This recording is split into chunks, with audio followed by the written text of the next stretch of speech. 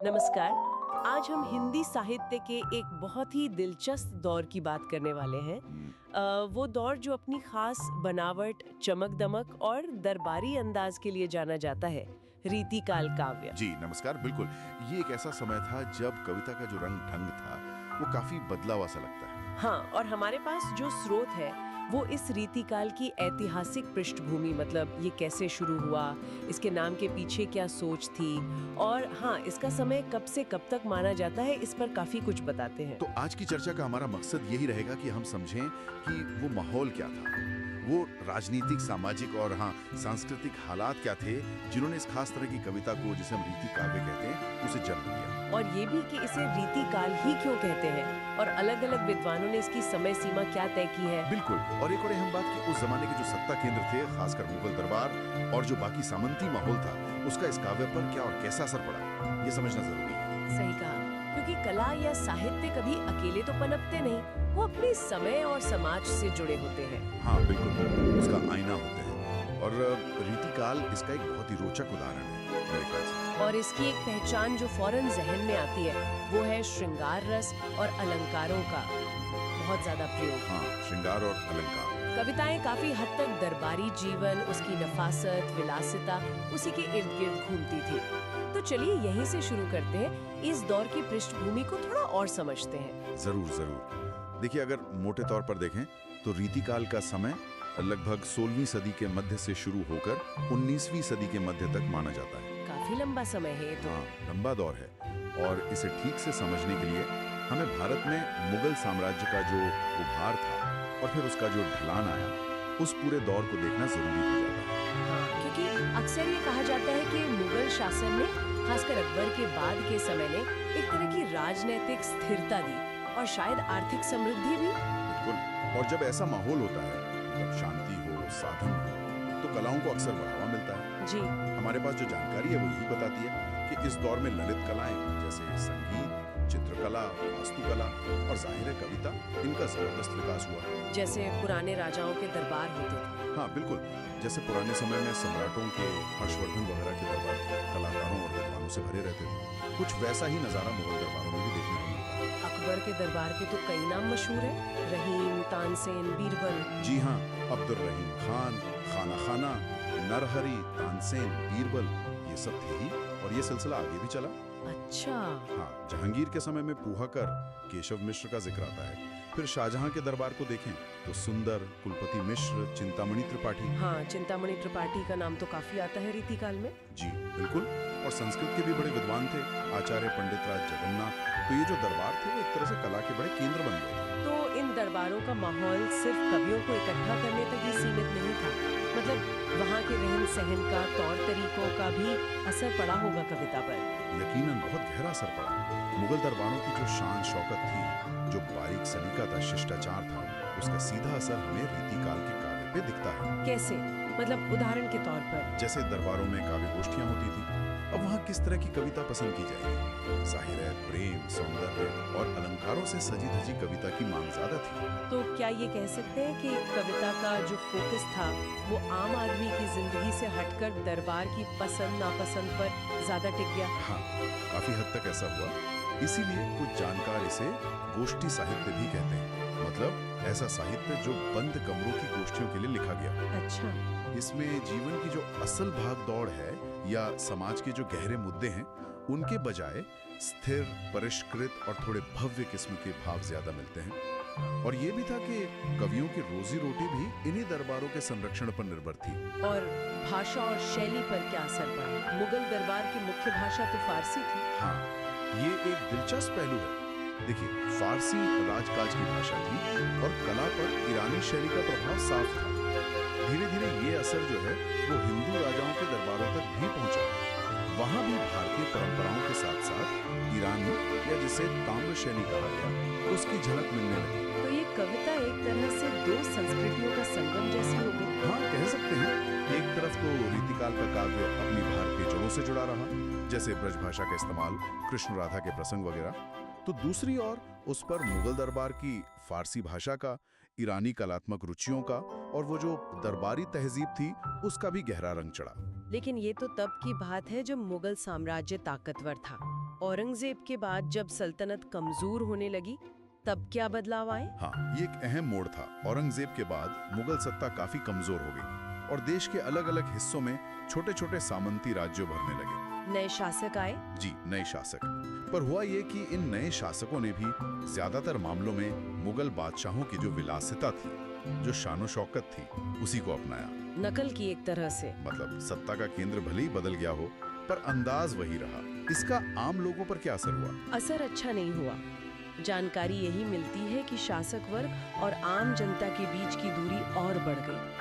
शोषण बढ़ा, निरंकुशता फैली और लोगों की जो बुनियादी जरूरतें थीं, समस्याएं थीं, उनकी अनदेखी हुई। और कवियों पर? कवियों और कलाकारों का दायरा भी अब इन्हीं नए छोटे दरबारों तक सिमट गया, तो उनकी रचनाएं भी ज्यादातर उसी भोग विलास के माहौल से ही निकली। क्या इसीलिए ये कहा जाता है कि ये कविताएं जमीनी हकीकत से या जो लोक साहित्य होता है उससे कट सी गई? हाँ, कुछ आलोचक ऐसा मानते हैं। उनका कहना है कि ये कविताएं आम जनजीवन से दूर होकर एक तरह से झंकार वाला निर्माण बन गई।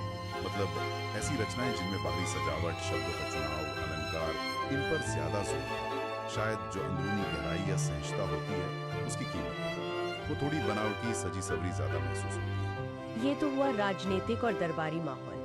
उस समय के समाज, धर्म और भाषा के बारे में क्या पता चलता है? समाज, जैसा हमने देखा, दरबारी संस्कृति के असर में रंगीन और समृद्ध तो दिखता है, लेकिन सामाजिक स्तर पर एक तरह की जड़ता भी थी और कहीं-कहीं धार्मिक असहिष्णुता की भी बात आती है। जैसे अकबर के समय में जो उदारता का माहौल था, उसके बाद औरंगजेब के दौर में थोड़ी कट्टरता बढ़ी और हिंदुओं पर सख्ती वगैरह का भी जिक्र हुआ। और धर्म के क्षेत्र में क्या बदला? खासकर भक्ति पर क्या असर पड़ा? भक्ति काल के ठीक बाद का समय था। ये एक बहुत ही महत्वपूर्ण बदलाव है। कृष्ण भक्ति जो पहले अक्सर लोक मंगल की भावना से या गहरी आध्यात्मिकता से जुड़ी थी, उसका स्वरूप रीतिकाल में, खासकर दरबारी माहौल में, ज्यादा लौकिक और श्रृंगारिक हो गया। लौकिक और श्रृंगारिक मतलब राधा कृष्ण की जो लीलाएं थी, उनको दैवीय संदर्भ से ज्यादा मानवीय प्रेम लीलाओं के रूप में पेश किया जाने लगा। उनका जो आध्यात्मिक पक्ष था वो थोड़ा पीछे चला गया। तो ऐसा क्यों हुआ होगा? क्या भक्ति पूरी तरह खत्म नहीं हुई, बल्कि उसका रूप बदल गया और वो श्रृंगार में घुल-मिल सी गई? शायद दरबारी माहौल में यही पसंद किया जाता था। हाँ, संभवतः यही वजह रही होगी। दरबारी माहौल में जहाँ विलासिता और सौंदर्य पर जोर था, वहाँ भक्ति का ये लौकिक और श्रृंगारिक रूप शायद ज्यादा आकर्षक लगा हो। अच्छा। इसीलिए रीतिकाल की कविता में श्रृंगार रस तो छाया ही रहा, पर उसमें भक्ति की शब्दावली, जैसे राधा कृष्ण के नाम, उनके प्रतीक, ये बार बार इस्तेमाल होते रहे। दोनों का एक बड़ा मिला-जुला जटिल सा रूप देखने को मिलता है। भाषा के तौर पे तो हमने बात की थी कि ब्रज भाषा मुख्य थी। हाँ, कवियों ने मुख्य रूप से हिंदी और उसमें भी विशेष तौर पर ब्रज भाषा को ही अपनाया, पर उसे ज्यादा परिष्कृत, ज्यादा साहित्यिक बनाने के लिए संस्कृत के शब्दों का खूब इस्तेमाल किया। और शैली तो अलंकारिक थी ही। और समाज में स्त्रियों का चित्रण, उसके बारे में क्या जानकारी है? इस काव्य में उन्हें कैसे दिखाया गया है? जो विवरण मिलते हैं उनके अनुसार समाज काफी हद तक पितृसत्तात्मक है और इसकी झलक कविता में भी साफ दिखती है। स्त्री को अक्सर श्रृंगार का आलंबन, मतलब प्रेम और सौंदर्य के विषय या वस्तु के रूप में देखा गया है। जैसे अभिसारिका या कामिनी। हाँ, बिल्कुल। अभिसारिका नायिका जो रात में चुपके से प्रेमी से मिलने जाए, या कामिनी मतलब सुंदर स्त्री, ऐसे चित्रण आम थे। नायिका के बाहरी सौंदर्य पर बहुत जोर था, उसके सजने संवरने का, जिसे नखशिख वर्णन कहते हैं। हाँ, नखशिख वर्णन। उसका बहुत बारीक ब्यौरा मिलता है। पैर के नाखून से लेकर सिर की लठ तक हर चीज का वर्णन। तो क्या इससे स्त्री की भूमिका या उसके अनुभव सीमित हो जाते हैं? हाँ, बिल्कुल। इसी आधार पर आज के समय में खासकर स्त्री विमर्श की नजर से ये आलोचना की जाती है कि रीतिकाल के काव्य ने स्त्री को एक खास तरह के खांचे में, जो अक्सर वस्तु की तरह दिखने वाला था, उसमें सीमित कर दिया। उसके जीवन के जो दूसरे पहलू हो सकते थे, उसकी अपनी सोच, उसकी इच्छाएं, उनको नजरअंदाज किया गया। ये वाकई एक सोचने वाला पहलू है। चलिए अब आते हैं इस काल के नाम पर, रीतिकाल। ये जो शब्द है रीति, इसका मतलब क्या है यहाँ? देखिए, रीति का सीधा सा मतलब है एक तरीका, एक शैली, एक प्रणाली या परिपाटी। अच्छा। और जब हम काव्य के संदर्भ में बात करते हैं तो इसका मतलब हुआ काव्य रचना का एक विशेष ढंग। इसमें क्या शामिल था? इसमें काव्य के जो अलग अलग अंग होते हैं, जैसे रस, अलंकार, छंद, नायिका भेद यानी नायिकाओं के प्रकार। जी। इन सब के लक्षण बताना, मतलब इनकी परिभाषा देना, और फिर उन्हीं लक्षणों के हिसाब से उनके उदाहरण के तौर पर कविता लिखना, ये पूरी प्रक्रिया रीति कहलाई। और आचार्य रामचंद्र शुक्ल, जिनका हिंदी साहित्य में बहुत बड़ा नाम है, उन्होंने इसे रीति काल नाम क्यों दिया? क्या इसी रीति की वजह से? जी हाँ, बिल्कुल। आचार्य शुक्ल का तर्क यही था कि इस पूरे दौर में कवियों का ध्यान मुख्य रूप से काव्य की इसी रीति पर था, मतलब काव्य शास्त्र के नियमों को समझना और उनके अनुसार रचना करना। इसी प्रवृत्ति की प्रमुखता के कारण उन्होंने इसे रीति काल कहा। लेकिन मैंने कहीं पढ़ा था कि उन्होंने इसे श्रृंगार काल कहने पर भी विचार किया था, क्योंकि श्रृंगार तो बहुत था। हाँ, ये बात सही है, क्योंकि ये तो बिल्कुल साफ था कि इस दौर की कविता का मुख्य विषय, मुख्य रस श्रृंगारी था। लेकिन शुक्ल जी को लगा कि सिर्फ श्रृंगार काल कह देने से पूरी तस्वीर सामने नहीं आती। उनके अनुसार लिखने का जो तरीका था, जो पद्धति थी, वो रीतिबद्ध थी, नियमों पर आधारित थी। वो इस काल की ज्यादा महत्वपूर्ण, ज्यादा व्यापक पहचान थी। इसलिए श्रृंगार की प्रबलता को मानते हुए भी उन्होंने रचना पद्धति के आधार पर रीति काल नाम को ज्यादा सटीक और उचित माना। अच्छा, तो मतलब लिखने का ढंग ज्यादा महत्वपूर्ण था। क्या और भी नाम सुझाए गए थे इस काल के लिए? हाँ, कुछ और नाम भी सामने आए थे, जैसे मिश्र बंधु थे। उन्होंने अलंकारों की इतनी भरमार देखी कि इसे अलंकरण काल कह दिया। अलंकरण काल यानी सजावट का काल। हाँ, फिर पंडित विश्वनाथ प्रसाद मिश्र जैसे कुछ विद्वान थे, जिन्होंने श्रृंगार की प्रमुखता को देखते हुए इसे श्रृंगार काल कहना ही बेहतर समझा। एक और नाम आता है रमाशंकर शुक्ल रसाल का। उन्होंने इसे कला काल कहा, जो काफी हद तक अलंकरण काल जैसा ही है। लेकिन आखिरकार रीतिकाल नाम ही ज्यादा चला। हाँ, आमतौर पर विद्वानों में आचार्य शुक्ल का दिया हुआ रीतिकाल नाम ही सबसे ज्यादा स्वीकार किया गया और प्रचलित हुआ। शायद इसलिए कि ये नाम उस युग की सबसे खास पहचान है, यानी एक खास नियमबद्ध तरीके से कविता रचने की प्रवृत्ति को उजागर करता है। इसमें सिर्फ विषय जैसे श्रृंगार ही नहीं, बल्कि रचना का ढंग भी शामिल हो जाता है। चलिए, नाम की बात तो साफ हुई, अब जरा समय पर भी बात कर लें, यानी इसका काल निर्धारण। इस पर क्या आम राय है? ये कब से कब तक माना जाता है? जैसा हमने शुरू में जिक्र किया था, मोटे तौर पर ये काल 16वीं सदी के मध्य से 19वीं सदी के मध्य तक माना जाता है। अगर हम ईसवी सन में देखें तो ज्यादातर विद्वान इसे लगभग 17वीं शताब्दी के मध्य से, यानी करीब 1650 ईस्वी से 19वीं शताब्दी के मध्य तक, यानी करीब 1850 ईस्वी के आसपास का मानते हैं। और इसमें आचार्य शुक्ल का मत कितना महत्वपूर्ण है? उन्होंने क्या समय बताया? आचार्य शुक्ल का वर्गीकरण काफी प्रभावशाली रहा है, जैसा हमने नामकरण में भी देखा। उन्होंने रीतिकाल का समय विक्रम संवत 1700 से 1900 तक माना। विक्रम संवत ईस्वी में ये कितना होगा? हाँ, अगर इसे ईस्वी सन में बदलें तो ये लगभग 1643 ईस्वी से 1843 ईस्वी तक बनता है। अच्छा। हालांकि कुछ दूसरे विद्वानों ने, जैसे हजारी प्रसाद द्विवेदी हैं, श्याम सुंदर दास हैं, या अंग्रेज विद्वान जॉर्ज ग्रियर्सन हैं, उन्होंने थोड़ी अलग अलग समय सीमाएं सुझाई हैं। पर आप देखेंगे कि ज्यादातर मत मोटे तौर पर 17वीं सदी के मध्य से 19वीं सदी के मध्य के बीच ही आते हैं। शुक्ल जी का विभाजन अक्सर एक संदर्भ बिंदु की तरह इस्तेमाल होता है। तो मतलब बहुत ज्यादा तारीखों में न उलझे तो ये समझना ठीक रहेगा कि ये लगभग 200 सालों का एक दौर था, जो मोटे तौर पर 17वीं सदी के मध्य से 19वीं सदी के मध्य तक फैला हुआ था। बिल्कुल। मुख्य बात यह है कि इस लंबे दौर में कविता लिखने की एक खास शैली विकसित हुई और वही हावी रही। ठीक है, तो अब हम इस दौर की मुख्य विशेषताओं यानी प्रवृत्तियों पर आते हैं। हमने श्रृंगार, अलंकार और रीति की बात तो की है, लेकिन इन्हें थोड़ा और विस्तार से समझना चाहिए। हाँ बिल्कुल। सबसे पहली और सबसे प्रबल विशेषता तो श्रृंगार रस की प्रधानता ही है। प्रेम, सौंदर्य, विरह, मिलन, इन्हीं भावों का बोलबाला। और नायिकाओं के भेद भी। हाँ, कवियों ने नायिकाओं के बहुत से भेद किए, मतलब अलग अलग परिस्थितियों, स्वभाव और अवस्थाओं वाली स्त्री। जैसे अभिसारिका नायिका का चित्रण बहुत मिलता है, जो तमाम बाधाओं को पार करके अपने प्रेमी से मिलने जाती है। ये भेद करना भी असल में काव्य शास्त्र की रीति का ही एक हिस्सा था। और इसमें राधा कृष्ण के प्रेम का इस्तेमाल कैसे होता था, जो आपने पहले बताया? हाँ, ये भी बहुत आम था। लोक में जो कृष्ण और राधा की प्रेम कथाएं प्रचलित थी, कवियों ने अक्सर उन्हें उनके अलौकिक संदर्भ से हटाकर एक तरह से लौकिक यानी आम मानवीय प्रेम कहानी की तरह इस्तेमाल किया और उसमें फिर श्रृंगार के अलग अलग पक्षों का चित्रण किया। नायिकाओं के भेदों के अलावा उनके रूप सौंदर्य का वर्णन भी तो बहुत खास था ना, वो नक्शिख वाला। हाँ हाँ बिल्कुल। नायिकाओं के नक्शिख वर्णन की परंपरा इस काल में बहुत ही लोकप्रिय हुई। यानी पैर के नाखून से लेकर सिर के बालों तक नायिका के हर अंग के सौंदर्य का, उसकी साज सज्जा का बहुत विस्तार से वर्णन करना। और अक्सर ये वर्णन अतिशयोक्तिपूर्ण भी होता था। अच्छा। ये उस दरबारी माहौल के सौंदर्य बोध को दिखाता है जहाँ बाहरी रूप रंग और सजावट पर बहुत ज्यादा ध्यान था। और अलंकार, उसे तो अलंकरण काल भी कहा गया था। मतलब अलंकारों का प्रयोग कैसा था? अलंकारों का प्रयोग तो जैसे इस काल की पहचान ही बन गया। उपमा, रूपक, उत्प्रेक्षा, अतिशोक्ति, शायद ही कोई अलंकार हो जिसका प्रयोग न हुआ हो। जानकारी तो ये भी है कि जो रीतिबद्ध कवि थे उन्होंने तो कई बार अलंकारों को काव्य का अनिवार्य अंग, बल्कि कुछ ने तो काव्य की आत्मा ही मान लिया। उनका मानना था कि कविता को सुंदर बनाने के लिए अलंकार बहुत जरूरी है। क्या कभी ऐसा भी हुआ कि अलंकार इतने ज्यादा हो गए कि भाव पीछे छूट गए? हाँ बिल्कुल। आचार्य केशवदास की रचनाओं का जिक्र अक्सर इस संदर्भ में आता है, जैसे उनकी रसिक प्रिया और रामचंद्रिका। हाँ।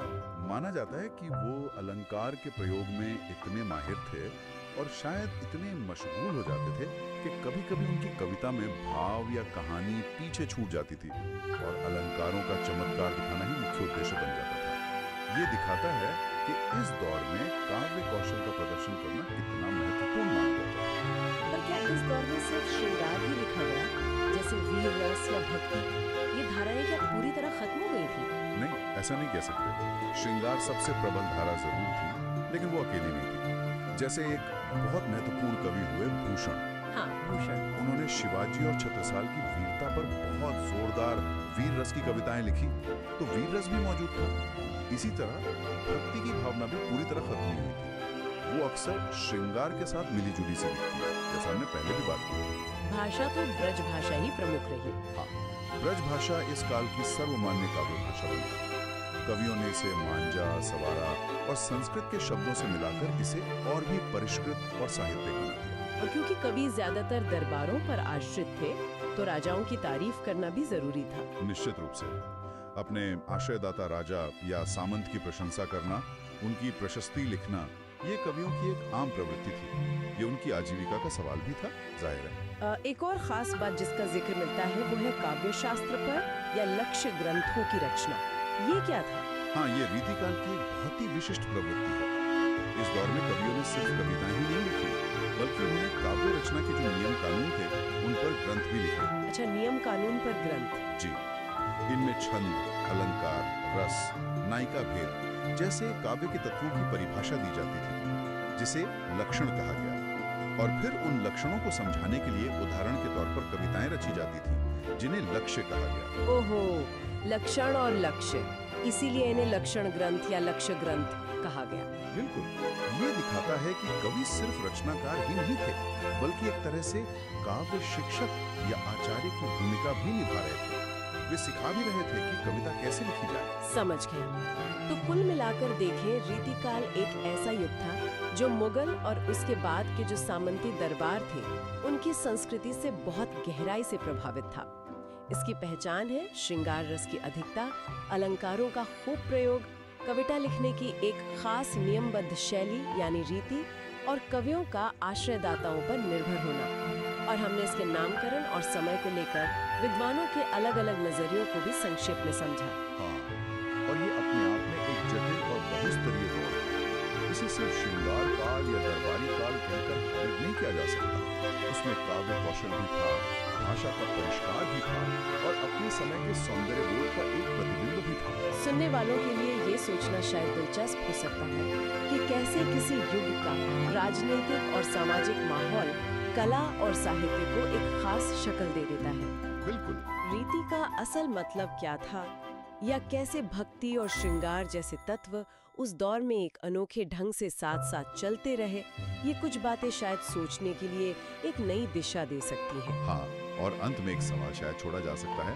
रीतिकाल के काव्य को अक्सर दरबारी माना जाता है, आम जीवन से कटा हुआ, लेकिन क्या उसका जो बारीक शिल्प सौंदर्य है, भाषा का जो सधावा प्रयोग है, क्या वो आज के पाठक को भी कुछ दे सकता है? क्या उसमें आज भी कोई रस या कोई अंतर्दृष्टि मिल सकती है? या फिर जैसा कि स्त्री चित्रण के संदर्भ में कुछ आलोचक मानते हैं क्या ये दौर हमें साहित्य में प्रतिनिधित्व यानी रिप्रेजेंटेशन के सवाल पर और गहराई से सोचने को मजबूर करता है कि कैसे अलग-अलग समय में चीजों को देखा और दिखाया जाता रहा है? इस पर विचार जरूर कीजिएगा।